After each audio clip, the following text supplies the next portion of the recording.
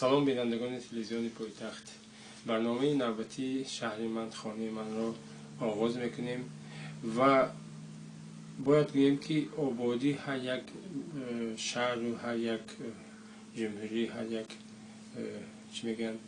مکان این پیش از همه وابسته است به شهروندان همون شهر است و در شهر ما کم نیستند شهروندانی که با رفتار کجدار با مهنت حلال خود بابت آبادی شهر، بابت گلگوشکفی شهر، بابت سلامتی مردم خدمت ارزنده کردند و صحبت امروزه ما در بابت صرفه سرشتکاری آب، در بابت اهمیت آب در زندگی، در بابت باز هم یک چیزی دیگری نوی که حالا برای شما پیشنهاد میکنیم در بابت حفظ سلامتی انسان چه اهمیت دارد آب نوشاکی صحبت داریم با طبیب مردمی، آنی که شما من باور دارم که نقض میدونید و احترام هم میکنید. طبیب مردمی ملا ظهور طاهری است و من احترامانه از شما خواهش میکردم که آن چیزی نوی که شما گفتید در بابت اهمیت آب در زندگی، اهمیت آب در برقرار کردن سلامتی انسان و حفظ سلامتی انسان خواهش میکردم که به بیننده ها نیز بیان میکردید. مرحمت. تشکر زیاد بیننده های عزیز. اولا ما همه شما را دوست میدارم چون که این شعار من و اساساسی ما هست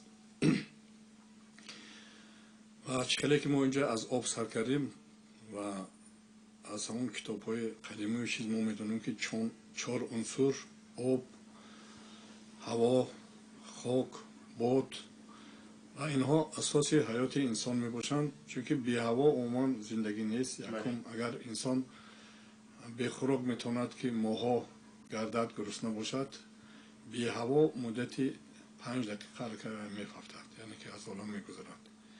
بی آب انسان تا 10 روز زندگی کردنش ممکن است. اساس حیات هوای آب است و چخیلی که اکثر میدونم سال 2003 با پیشنهاد پرزیدنت ما سال آب تازه اعلان کرده شد و از سال 2003 من در معینه خود یک فکر پیدا شد که باید که همین یک کتاب نویسم که برای دستگیری فکرهای پرزیدنت پرقوت کردن در سطح جهانی این کتاب در تمام عالم ها پخش شود و سالهای زیاد در شهر مسکو در کتابخانه علمی طبی من متریال ها جمع کردم درباره خصوصیت توابط آب، نمودهای آب، طرز آب درمانی، عموما اهمیت آب در جهان و امروز خوشبختانه با دستگیری وزیر آب میلاراتسیا یعنی گویم سعید جان یعقوبزاد این کتاب به قریبی از چاپ میبراید و دسترسی خوانندگان میگردد. البته این کتاب ما با زبان روسی آماده کردیم چون که من میخواهم که این کتاب در روسیه پخش شود. مردم زیادی تاجیک در روسیه هستند و با زبان‌های آینده انگلیسی، با زبان‌های ممکن چینی هم برگردانده شود برای که خیلی ماهیتی کلان دارد برای سالمی انسان. وقتی که کودک تولد میشد 90% وجود وی از آب عبارت است. مثلا معین سری انسان هم قسم زیادش 90-95% از آب عبارت است. من همچون دکتر که سالهای زیاد کار کردم، بعضی اگر چیزی مساوی ندانید، بعد مدتی 5-8 سال آخر فهمیدم که با آب بسیار بیماری‌های توابط کردن ممکن است و یکی از طرزی که من امروز بیمارا ممکن اکثر بیماری که امروز من نشونوان در قبولی من بودن یکم بند من می‌نویسم که هفته یک مرتبه باید یکم خوراک نخورن و از ساعت 8 صبح تا 8 بیگاه هر یک ساعت یک استکان آب نوشن، یعنی طول روز 2.5 تا 3 لیتر آب نوشن. و چخیلی که امروز ما مثلا گیس نارنگ میگوییم، گیس روغن، دیگر گیس ها اینا به واسطه آب انرژی منبدل میشد، چراغ ها روشن میشد. آب هم در بدن ما برای پیدا شدن انرژی رول بازی میکند. هر یک خوراکی که ما میخوریم برای هضم اون انرژی ضرورت است و این در همین جا همه رول اجرا میکند و علمای زیادی در این ساحه کار کردن. مثلا در دنیا 3% قشر زمین این اوکیان ها هست، زیر زمین هم بود زمین هست. از همه چخورترین چخوری اوکیان ها تا 4 کیلومتر 4000 متر هست و روایتی هست که اولا پیدایش دنیا اول همه آب بود. دنیا همه جا آب بود. حالا من بعضا در روسیه هم تو هم صحبت میشم میگم که اولین آدم ها اولین چیزها در تاجیکستان در پامیر پیدا شده که چون کلاه های بلندترین در پامیر هست. خیلی از نقطه نظری فلسفی هست و آهسته آهسته آبها کم شده پایین برفتن. آبهای بالای زمین هست، آبهای زیر زمین هست، در فضا هست. آب دویم در 3 نمود در گردش هست. بوغ میشد، شکل یخ میگیرد، آب مایم میشد که ما مینوشیم. و 3% آبی در تمام دنیا بودگی آب این نوشاکی هست که بی‌واسطه برای سلامت خیلی مفید هست. البته بحرها زیاد هستند، یکی آبهای بحر خیلی نمک زیاد دارن. در 1 لیتر آب زیاده از 30 گرم در بحرها مثلا وقتی که آبش تحلیل میکنن نمک ها هست. بعضا دکترها توصیه میکنن که آدمایی که بیماری های دل دارن نمک کمتر خورن، فشار بلند داشته باشن. اینجا از آن جهت که نمک خودش به آب میگیرد و چخیلی که ما میدونیم هوا وابسته مثلا بارون میبارد. بارون هم این آب هست، از زمین بخار شده گشته میفراد، فضای تازه میکند. الکی امروز ما درباره اکولوژی گپ میزنیم، تازه بودیم گرد اطراف محیط. من حاضر در فضل ترما کوچه های دوشنبه اگر بینید چنگ و غبار خیلی زیاد هست. البته این به سلامتی ضرری کلان دارد.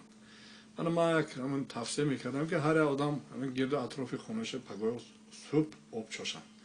در دهاتو اگر شما روید دیگه زنها ساعتی 5-6 پگاهی میخیزن کوچه آب میزنن. یعنی که این هم یک حکمت دارد. این حکمت دارد که همون چنگ و غبار تخشی میشد، نفس کشی آزادتر میشد، خوبتر میشد. یک سرچشمه پیشگیری بسیار بیماری ها میشن. خوش من خیلی کاز شما اینجا مونده دیدید، من صبح بر وقت همون با واسطه شرنگ درختای تازه میکنم، آبپاشی میشیند، با یا از خودش کسلرود جدا میکردگی با بهتر میشد. هر یک نفری که مثلا قبولی من و همین حبلی ما میگم اینجا خیلی باد و هواش تازه. چون که همون درخت ها هم نگاه بین کرده ایستادن در کار. با خود طبیعت خودش تازه میکنه. همینجا وایتون فکرتون فراموش نکنید.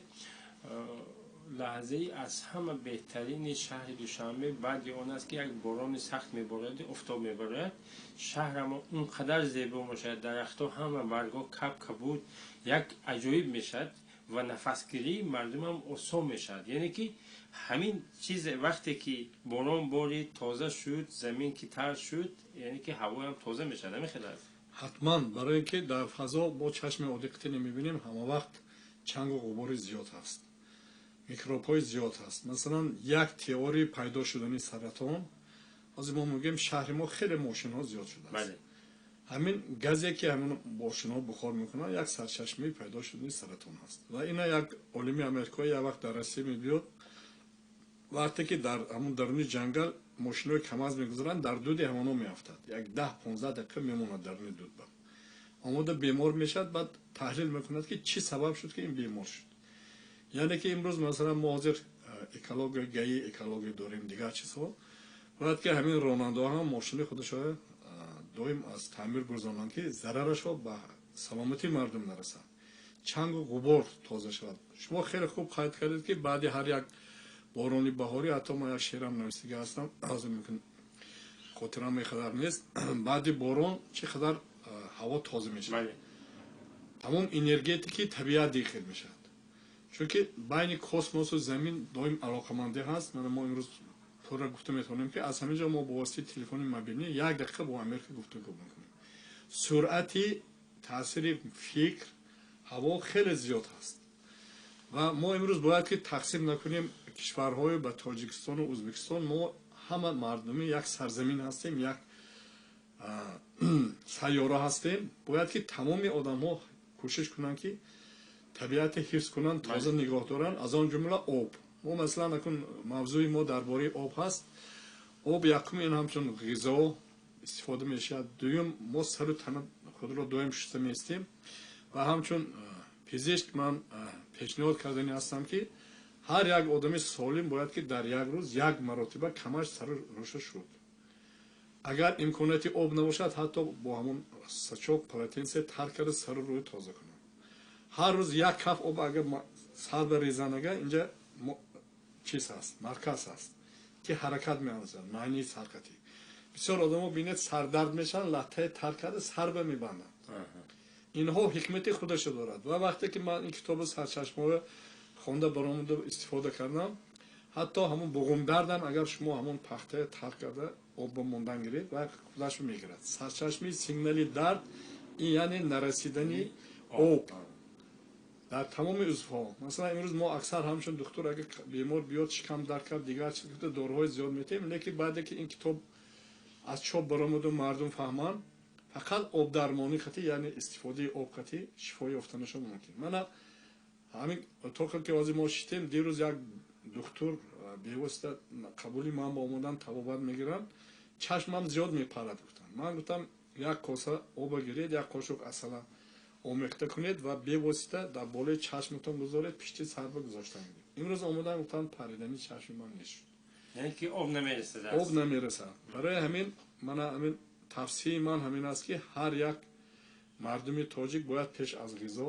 як стакан об нӯшад. масалан ман ҳар субҳ ҳозир мехезам, ҳатто то 2 стакан об менӯшам, чунки шабба аллакай об бухор мешавад, бо воситаи нафас аз бадани мо бо воситаи пӯст бухор мешавад, аллакай об кам намерасад. ва баъди хӯрок, баъди 1 соат 2 соати ғизо хӯрдан обо нӯшам. дар давоми рӯз ҳар як инсон бояд камаш 2-2.5 то 3 литр об нӯшад. ҳаҷо ҳамҷа як савол пайдо мешавад, албатта дар бинандаҳоам ки чӣ хел оба бояд нӯшанд? ин албатта камтар муаммо ҳаст. дар ҳамон китобам як бобаш ҳаст ки пит, яъне ман бо замонаи расинаи расондагӣ вредна, яъне ки обҳое ки масалан мо имрӯз авадаparavod менӯшем, хлораш бисёр бошад, албатта ин зарар дорад. обо бояд одамҳо филтр кунанд. ҳамон дар нӯки чӯмаки карани худашо пахтае гирифта монанд, ҳечи ҳам надошта бошад, аллакай об ҳамонҷо гузашта тоза шуда меравад. вақте ки мо обе ки чашмаҳои тоза ҳаст, обҳое ки таркибаш моддаҳои химиявиш заҳрнокаш кам аст ва истеъмол мекунем, ин обҳои табобатӣ ҳаст. масалан чизи дигар ҳаст ки баъзе курортҳо ҳастанд ки бо воситаи обҳои маъданӣ бемориҳои санги гурда табобат мекунанд.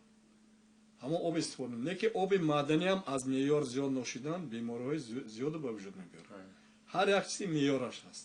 як чорчӯбаи қонун ҳаст ки ҳар чи аз рӯи меъёр истифода шавад, ин сабаби солимию дарозумрӣ мардум мегардад. хош, акун дар бораи чизе ки гуфтем, масалан як теории пайдо шудани санг дар гурда, ин кам нӯшидани об. агар одамо мӯътадил ҳамон обе ки мо гуфтем об даромада рафта истодан, гурдаи тоза карда меистад. ин албатта бояд ки духтурҳо дар атрофи ин баромадаи имрӯзи мо фикру андешаҳои худашро кунанд, таҷрибаҳо истифода баранд. ва ин китоб ман боварӣ дорам ки китоби болои мизи ҳар як хонадони тоҷик мумкин гардад. умуман мардуми тамоми дунё мо кӯшиш мекунем ки дар мақёси тамоми дунё фикру ақидаю дониши худамон паҳн кунем ки мардум камтар касар. масалан аз ҳамин об, вақте ки обро истифода мекунанд, ҳар сол муфти нишондоди ВОЗ зиёда аз 200 миллион одамҳо мемуранд, оби ифлос менӯшанд. ҳатто дар давраи ҳамон Бухоро, давраҳои пеш, оби Бухоро меомадагӣ таркибаш хеле ифлос буд, ғализ буд ки аз бемории ришта бисёр одамо ба ҳамин гирифтор мешуданд. ва оҳиста оҳиста ино тарзи табобат карданд. аввалин вадаparavодҳо дар Рим пайдо шуд. мана ҳозир дар деҳотҳои Тоҷикистонам ҳамин ташкилотҳои хориҷа оби тоза гузоштидем бо воситаи қурбурҳо ки мардум обо нӯшанд. як сарчашма масалан қисми зиёди бемориҳо об қати дода мешавад. аз он ҷумла бемориҳои исҳоли хунӣ, хош бемориҳои вабо, чихеле ки гуфтем ришта ҳаст, дигар бемориҳо, барои ин ки мо мегӯем об ташна мемонем, обо менӯшем. барои ҳамин ҳам ҳамин тавсияи мо ҳаст ки обе ки шумо сарчашмаша намедонед, ҳатман ҷӯшонидан дар кор. дар вақти ҷӯшонидан яъне баъзе микробҳо менӯшанд. обе ки ҷӯшондед, масалан мо ин оби мёртвӣ мегӯем, аллакай бисёр чизое ки зинда дар онҷо нест мешаванд, лекин обе ки аз чашма аз дароҳои соф мебиёд, масалан дар кӯсорон, ин оби зинда ҳаст. савол ба миён меояд ки агар ки вақте ки об ҷӯшондед ва безарар мешавад, лекин фоидааш ҳам камтар мешавад, чӣ бояд кард? من اینجا شما هم طبیب چی اکن پیشنهاد میکنید؟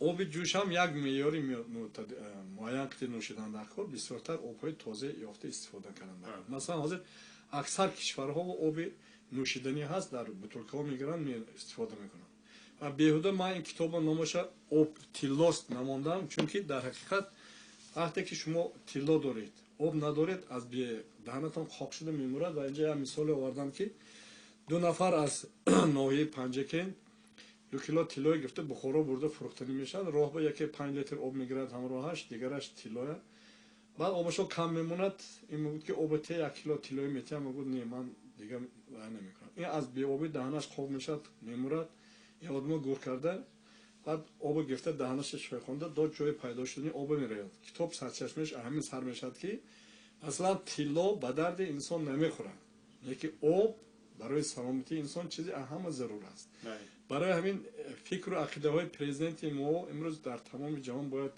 دستگیری یابد ما آب حفظ کنیم اکولوژی رعایت کنیم مثلا امروز اکثر آدما دره ورزاب رامید بمیرن بعد همین تربوز و خربوز و پوشاکای میپرتون افلاسای میپرتون بتولکای میپرتون ما خودمون دست خودمون خاطی طبیعت افلاس میکنیم لیکن طبیعت با خودش میبیند که افلاس شد همین آبها بخار میشن با به طریق جوله سیل بارون آماده تازه میکنن طبیعت خودش قانونهای خودش رو داره وقتی که ما از روی قانونهای طبیعی زندگانی میکنیم این سرچشمه سالمی و درازعمری مردم و پیشروی میگردن مثلا برای استحصالات 1 تن گندم 1.5-2 تن آب صرف میشن برای استحصالات 1 تن پخته 3-4 لیتر 3-4 تن آب صرف میشن در هر یک کارخانه مثلا من حتی گفتم که آب مایه حیات است هم قند و هم نبات است قندم با آب میسازن نباتم با آب میسازن ما یگان محصولات نیست که به آب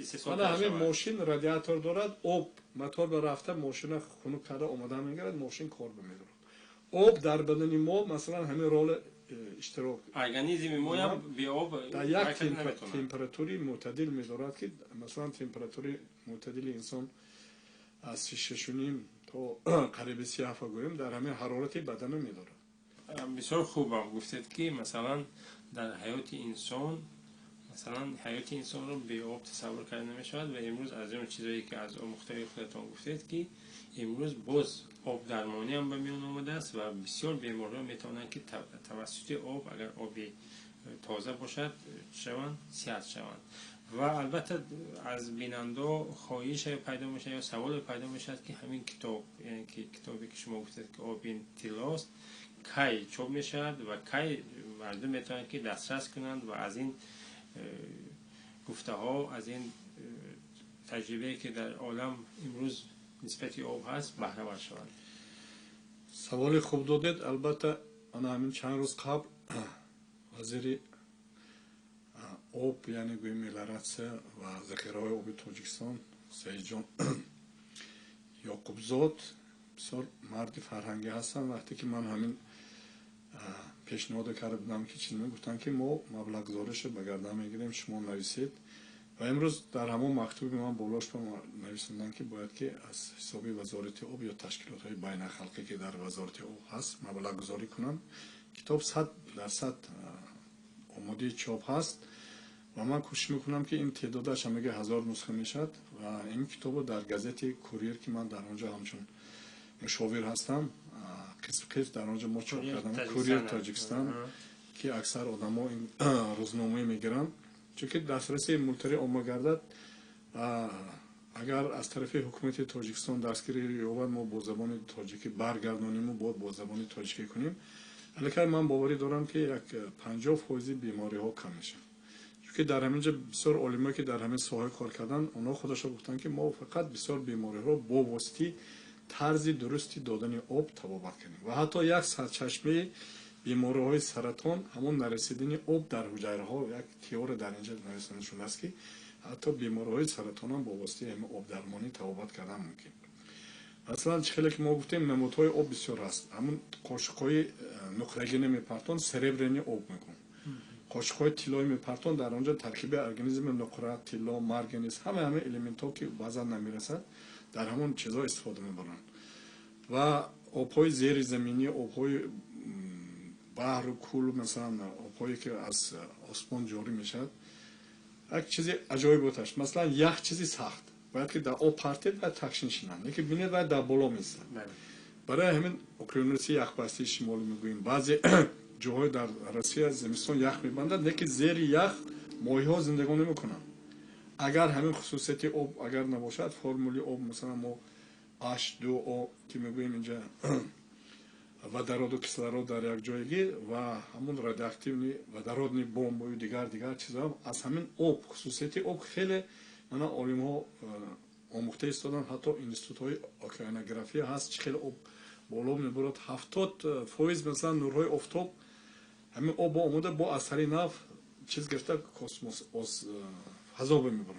این دویم در گردش یک بابی کتاب هست کروگاورود وادی آب دویم در گردش هست. خیلی که من ماشین که تصور کردم بودم که موتور ماشین با آب رفته آمده ایستادن میگیرد انسان هم همین ما آب مینوشیم در بدن ما گردشگرس هست بخار شده پوست قطعی میبرد راهی پیشابدان قطعی میبرد.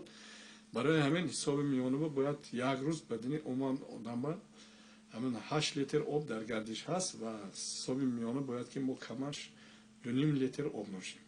این یک مصلحت مفید. اکثر آدما مثلا خوب نالون میشن خوب زیر میکنند 2 استکان آب نوشن بعد 10 دقیقه حسی خوب برقرار میشه. یا که یگان جا با درد پیدا شد یا که خستگی حس میکنید. من همین در طرفهای ایران و ببینید دیگه آب در نشه با یخ پرسته آب یخ کرده میتیم که آب یخ علاقه آب تازه تر است.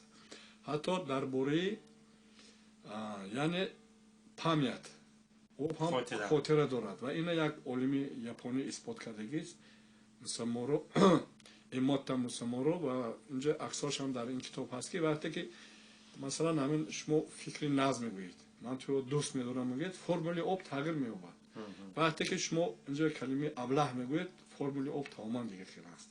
برای همین در اون مملکتی که آدما مثلا از دهناشو دایم گپای قبیح میبرد فکرای گنده میبرد اونجا زیادتر آبخیزی زمین لرزه من خیلی حادثه ها پیدا میشن. این و در جایی که انسان ها نیتی نیک دارن و آینده باوری دارن اونجا علاقه دیگر آبادی میشه. این آب یعنی آبادی گپ خودش آب آبادی. بعد من مثلا ما دعا خونده آب میتیم همچون طبیعی میگم دوملا دعا آب دم میتیم. علاقه همون سوره قرآن که میخونن اینفورماسیون یعنی تبابت یافتن بیمار باید بیمار تبابت میکنن و از نقطه نظری علمی که علم اثبات کرده است همون نزد آب مثلا نزد میموند شپا از توره ها آب انرژی میگیرد اما تو میگیرد زیوزنی آب گفتگی لومنی آب داریم که وقتی علاقمندی دارن اینا خصوصیتی تبابتی دارن. برای ما گفته میتونیم که آب این اساس حیات است این آبادی هست این سلامتی هست و خواهش ما از همین تمام مردم جمهوری از مکتب بچه‌ها همین کسی که آب افلاس نکنن آب صرفه سرشتکاری کنن. بعضی آدما مثلا همین شب و روز آب در رفتن است این پول هست این مبلغ کلان هست لیکن ما در یک کشور زندگی میکنیم که اینا با ما خدا داده است و من باوری دارم که بعد این کتاب چاپ شدن دسترس شدن خیلی که ما گاز از ازبکستان میخریم نفت عراقی میخریم ما آب خودمون میفروشیم. علاقه یک همین کتاب ممکن میلیون میلیارد برای تاجیکستان مبلغ ورود کنند چون که آبهای ما آب تازه فقط عربستان میخرن. خصوصیت های تبابتش گوییم بسیار کشورها برای من آب تبابت گرفته آمده میبرن آب ما. از آن جمله مثلا وقتی که من از یک هم تو نمودی سناتوری در ناحیه عینی کار سر کردم برای 30 نفر 2 چشمه دارد آورده ترکیب آب آموختم 3 روز شما هم آب مینوشید علاقه از روی سخمی که ما جابجا کردیم فشار خون معتدل است بی دارو فقط آب قطعی یکی از سرچشمه های همین است. البته اینجا من یک چیز گفتنی هم بیننده ها که البته اون فکری که شما گفتید امروز بعضی بیننده ها ممکن برای اینو خنده‌آور هم باشد که این خیلی است که این خیلی باشد میگن لیکن و من باور دارم که روزی میرسد که این گفته شما عملی میشن و مردم و آب رو میارن که پیش از همه مردم شهر دوشنبه آب پیش از همه افلاس نکنند پیش از همه یعنی که وقتی که آبهای ما افلاس نیستند اونجا یعنی که گرد اطراف تازه هستند اینم آبادی است. وقتی که اسرافکاری به راه نمیتن اینم آبادی است یعنی که آب آبادانی میگویم. من همه حاجی ها میره حج آب زمزم. بله. اگر ما همین آب خودمون رکلام کرده فهمونده توانیم оби мо маслан тамоми кишварҳо муҳтоҷи об ҳастанд ки омода гирифта тавобат кунанд худашо. Ва ман як вақте ки дар кӯли Искандар будам, Искандаркӯл, аз тарафи ҳисор як одам 3 сутка модараш бемор будааст, аз Панчашмаи ҳамунҷо рафта об мебиёри, ман саҳат мешам. ва вақте ки бо ҳамон одам ман суҳбат кардам, гуфт ки ман барое ки қарзи фарзандӣ иҷро кунам, хоҳиши модарамро гирифта ман ҳамин як зарфи 10 литре овардааст ки ҳамонҷо об бурда модараша бо ҳамон об тавобат кунад. ва инҷа ҳамун ривоятҳо онае ки мегӯянд ки чашмаҳои шифобахш, яъне ки ин чиз ба ҳақиқат рост мегӯяд ва ин об метавонад одами табобат дар кунад. ҳақиқат маслан мана осими дар ҳамин хоҷаоби гарм кори илмӣ карда будам, Сайфиддин Аслидинович, ҳамон обҳои табобати хоҷаоби гарм хеле сангҳои гурдаи нест кардам. ва манам ки аз он ҷумла 3 сол дар онҷо кор кардам, дар ҳақиқат бисёр вақт одамон рафта ҳамон оби чашмӣ менӯштанд, баъд парбе мерафтанд, сангҳо буронда мерафт. ин аз ҷиҳати илмӣ исбот шудааст. ва имрӯз масалан вақте ки мо хоҳем ки ҷумҳурӣ иқтисодиша баланд кунем, дар Помир зиёда аз 72 чашмаҳои шифобахш ҳастанд. аз он ҷумла вақте ки соли гузашта мо як экспедитсияи хурд ташкил кардем, аъзои ассотсиатсияи табибони халқӣ онҷо рафта будем, пешниҳоди худамон бо воситаи радио ба ҳукумат пешкаш кардем ки агар коркарди ҳамин обҳои мо мондем, туризмҳои оварда тонем, ман боварӣ дорам ки Тоҷикистон дар дунё ҷои аввала аз ҷиҳати иқтисодӣ мегирад. мо имрӯз мисол камбағал мегӯем, ҳамин гапам гуфтан дар кор не, ҳама вақт гуфтан дар кор ки мо бой ҳастем, бойтар мешем. Чихеле ки гуфтам мекбин шудан дар кор аст. об памят, яъне хотира дорад. ва ҳатто агар ёдатон бошад, як ҳикоя ҳаст ки як шаҳрба як подшоҳ буди, Искандар шоҳ доштааст. баъд ҳамун кадом сартароше ки баъд сараша метарошад мебинанд, мекушт ки дигар гам назанад онҷо буд. ва охирон сартарош дар ҳамон шаҳр мемонад. вақте ки мегӯяд ман 10 та фарзанд дорам, ман ҳамин гам намезанам, манро накуш. одам як чизе дид, дар дилаш фикраш мемонад, сирано як ҷо гам мезанад. ва мерад дар лаби об мешинаду Искандар шоҳ дорад, Искандар шоҳ дорад, обу гуфта мегирад. ин об мерад, камишҳо мебурад, одамон най месозанд, вақте ки най навохтанӣ мешавад, най гам мезанад ки Искандар шоҳ дорад. барои ҳамин ҳам обам хотира дорад. агар мо чӣ қадар лафзи хуш дошта бошем, сухани хуш дошта бошем, муҳит тоза мешавад. экология мисл, яъне аввал бояд ки фикран мо тоза шавем, баъд табиата ҳифз кунем. вақте ки мо фикран тоза шудем, мо ҳар ахлотпорӯи чиза ҳар ҷо намепартем, барое ки ман як ҷо мепартам, баъди ман масалан ман хонам дар канори дарёи Варзо, бо поинтар чанд киси дигар одамо ки обо нӯшанд. мо бояд эҳтироми якдигарро дошта бошем, ки имрӯз нагӯем ки масалан оби мо мерад Ӯзбекистон, ин обо мо ифлос кунем ва ё зарар бинанд. бояд мо тозагии ниёз дорем, онҳо ҳам масалан як узви мо ҳастанд. мо бояд дар робитаҳои дӯстӣ зиндагӣ кунем, дастгирии якдигар бошем, барое ки худаш аз рӯи назарии илмӣ ҳаст ки ҳатто замин ҳам нафас мекашад. замин як вақте ки ман дар Арманистон дар як конгресс байнахалқӣ ва мутаассифона ва китобо овардам, имрӯз намедонам дар Тоҷикистон ягон арманӣ одаме ки забонро тарҷима карданонад ва китобо тарҷима кунад, аз космос мушоҳида кардам ки чӣ хел замин камтар боло мебурад, поён мефурад, нафас мекашад. ҳама узвиятҳо дар замин ҳам ҳаст. агар мо экология гӯем ки имрӯз Тоҷикистон хуб буд, масалан дар Ӯзбекистон ё дар Туркменистон кор нағз нест, ин мо бо якдигар хоҳем нахоҳем зич алоқаманд аст. барои ин ҳама вақт нияти насб кардан дар кор ки ҳамсояи ман обод бошад, мо обод бошем, дигарҳо обод бошанд, дар ҷаҳон сулҳ пойдор бошад.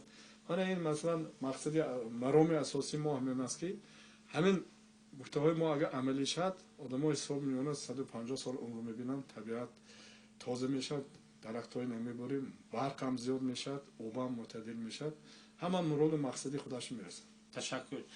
бинандаҳои муҳтарам, ин буд як суҳбати хосаи мо бо табиби мардумӣ мулло Зоҳир Тоҳирӣ, ки ҳар дафъае ки суҳбат мекунем як фикри нав, як фикри тоза мебиёранд ва ин аз он сабаб аст ки ин кас бисёр меомӯзанд. ман барои чӣ мегӯям ки вақте ки дар Россия аз китобҳо, аз олимо, дар симпозиумо мераванд, мебинанд як чизи нав ки фаҳмиданд, дарҳол мебиёянд, барои мардуми Тоҷикистон, барои шаҳрвандони шаҳри Душанбе пешниҳод мекунанд ки аз ин фақат мо бурд мекунем.